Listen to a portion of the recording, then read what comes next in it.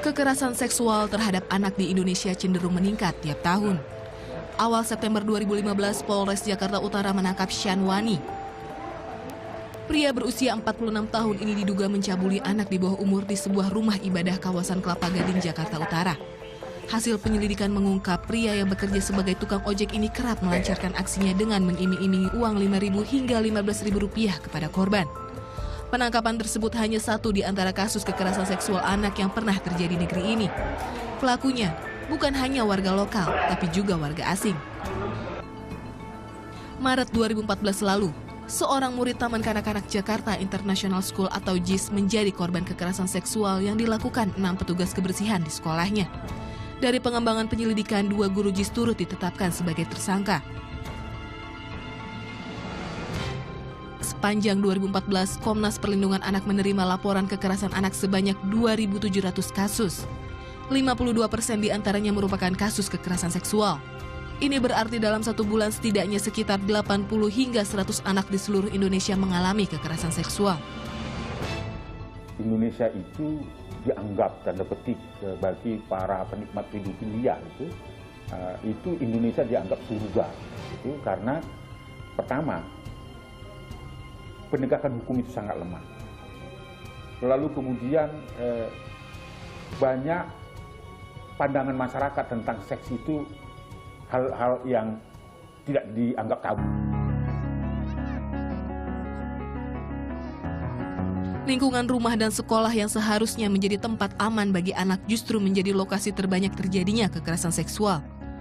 Salah satu modus yang kerap digunakan pelaku yakni mengajak anak-anak bermain bersama.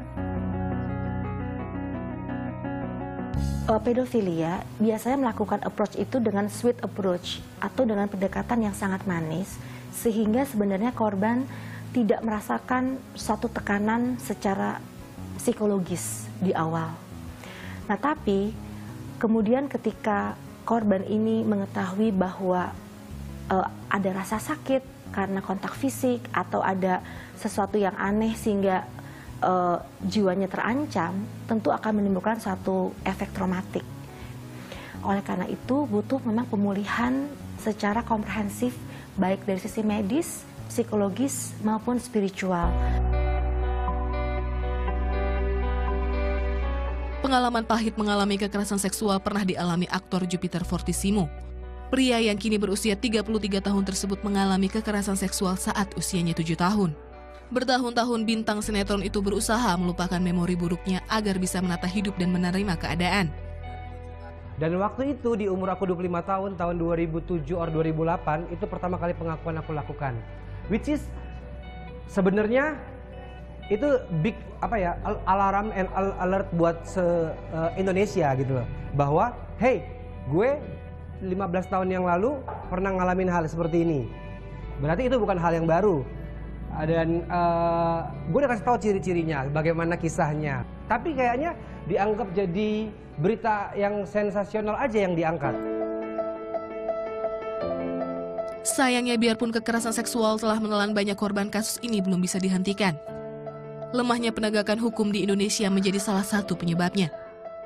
Pemerintah sebetulnya sudah memberikan regulasi lewat Undang-Undang Nomor 23 Tahun 2002 tentang Perlindungan Anak, yaitu menerapkan hukuman penjara minimal 3 tahun dan maksimal 15 tahun bagi pedofilia. Namun penerapan regulasi ini belum maksimal. Jadi penegakan hukumnya masih sangat lemah karena itu tadi. Wah, sangat susah di sini. Pengalaman empirik kita banyak sekali ya, predator-predator itu bebas karena tidak terbukti. Tidak terbukti yang bisa dikatakan saksi dan seterusnya. Nah, disinilah perlu menurut saya adalah satu pendekatan yang sangat inovatif bagaimana kalau tidak ada saksi, apa alternatif lain. Selain penegakan hukum yang maksimal, peran orang tua menjadi sangat penting. Salah satunya untuk mengembalikan mental korban. Yang penting harus kita lakukan adalah pertama pendekatan atau merangkul kembali dia untuk kembali kepada keluarganya, memberikan security feeling, perasaan-perasaan yang membuat dia aman dan nyaman. Dan yang terutama sekali adalah dia harus mengetahui bahwa ini adalah hal yang salah, sehingga ini tidak boleh dilakukan di kemudian hari. Salah satu alternatif hukuman yang ditawarkan adalah kebiri kimia. Hukuman ini pun dinilai setimpal mengingat kekerasan seksual menyebabkan traumatik berkepanjangan pada korban. Orang tua juga diharap lebih intensif berkomunikasi dan mengawasi kegiatan anak-anak, karena perlindungan pertama menjadi tanggung jawab keluarga. Tim Liputan melaporkan untuk NET.